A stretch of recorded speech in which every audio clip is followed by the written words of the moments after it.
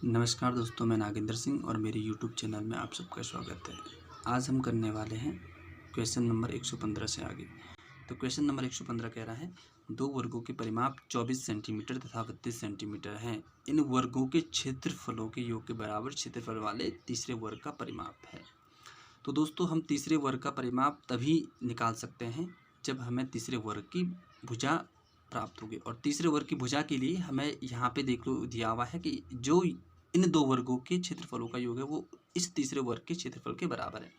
तो पहले हमें उन दोनों वर्ग जो दो वर्ग वहाँ पे दे रखे उनकी भुजा निकालनी पड़ेगी। तो ठीक है, तो पहले वर्ग की भुजा, तो देखो आप पहले वर्ग की भुजा, तो इसमें दिया हुआ है पहले वर्ग का परिमाप 24 सेंटीमीटर। और हम जानते हैं परिमाप का जो सूत्र होता है वो होता है 4 गुणा के भुजा। तो यहाँ से आपका हो जाएगा 24/4। तो भुजा निकालने के लिए आप ये समझ सकते हो कि अगर परिमाप दिया हुआ है तो हम उसकी भुजा निकालने के लिए उससे 4 से भाग दे सकते हैं, तो यानी कि 6 सेंटीमीटर। वैसे हम निकाल सकते हैं दूसरे वर्ग की भुजा। तो दोस्तों आप यहाँ पे देखोगे दूसरे वर्ग का जो परिमाप है वो है 32, तो 32/4 यानी कि 8 सेंटीमीटर। ठीक है, अब ये दिया हुआ है कि जो तीसरे वर्ग का क्षेत्रफल है ना, ये कह रहा है कि तीसरे वर्ग का क्षेत्रफल पहले दो वर्गों के क्षेत्रफल के योग के बराबर है। तो इसका सूत्र होता है भुजा का वर्ग, तो यानी कि पहले का वर्ग प्लस दूसरे का वर्ग, है ना। आप यहाँ देख सकते हैं इसका सूत्र लिखा मैंने यहाँ पे। तीसरे वर्ग का जो क्षेत्रफल है भुजा का वर्ग बराबर 6 का वर्ग हो गया 36, 8 का आपका 64 हो गया, या आपका कितना 100। तो यानी कि भुजा स्क्वायर आया आपका कितना 100। तो यानी कि भुजा यहाँ से आएगी आपकी √100। तो यानी कि भुजा आपकी कितनी आ गई 10 सेंटीमीटर। ठीक है दोस्तों, अब हमें निकालना तीसरे वर्ग का परिमाप। तो तीसरे वर्ग का परिमाप, तो आप देख सकते हैं कि परिमाप का सूत्र होता है 4 गुणा के भुजा।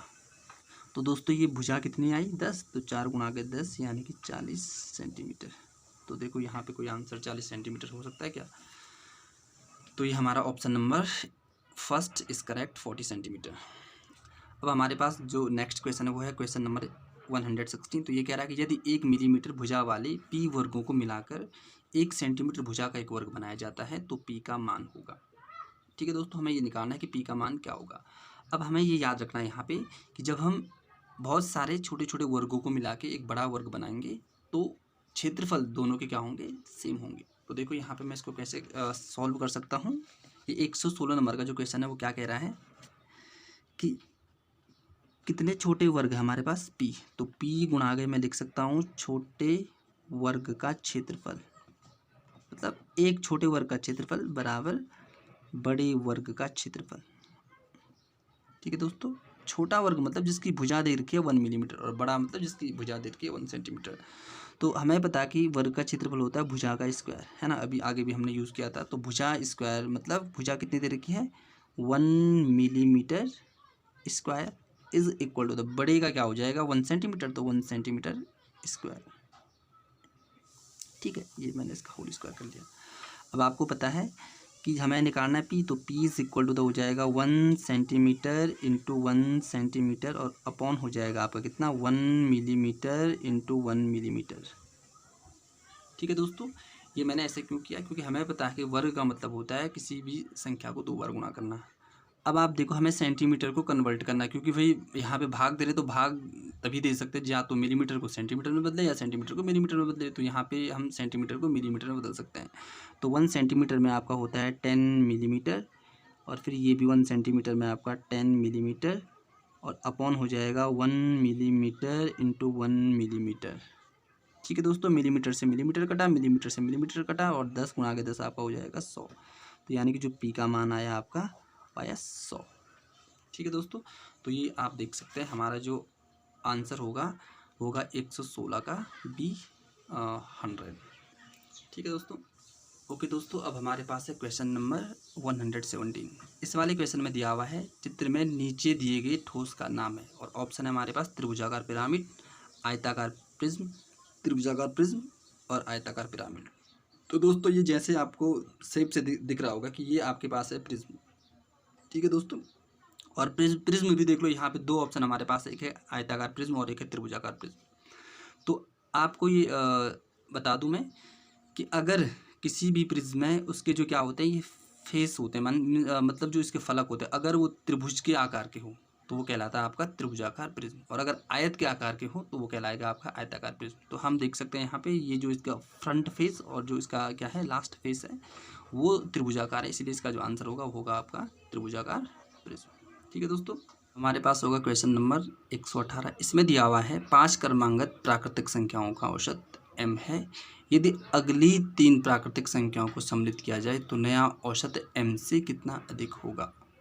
तो दोस्तों ये क्वेश्चन जो यहाँ पे दिया हुआ है उसको हम नंबर्स के फॉर्म में कर सकते हैं, यानी कि हम यहाँ पे मान सकते हैं कि प्राकृतिक संख्याएं जो भी हमारे पास होती है 1 2 3 4 5 उसको लेके चल सकते हैं।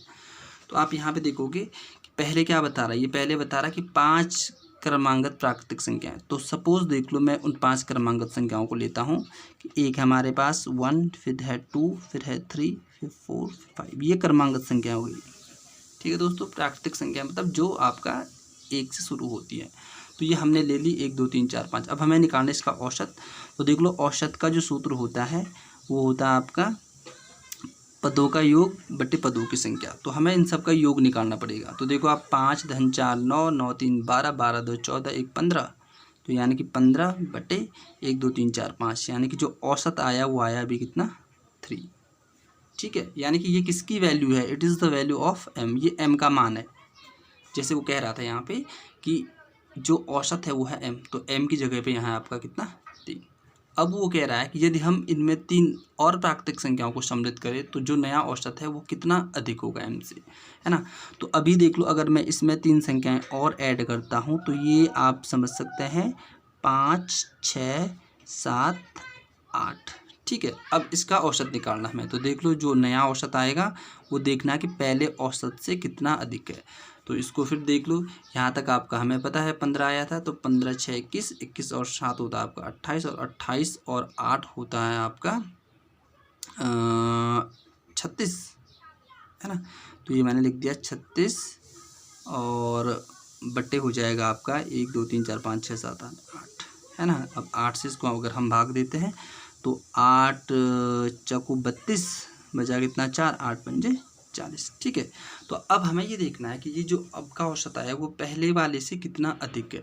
तो देख लो इसको माइनस करेंगे तो 4.5 माइनस आपका हो जाएगा 3, और 4.5 माइनस 3 करेंगे तो हो जाएगा आपका 1.5। तो देखते हैं कि हमारा कोई ऑप्शन है 1.5।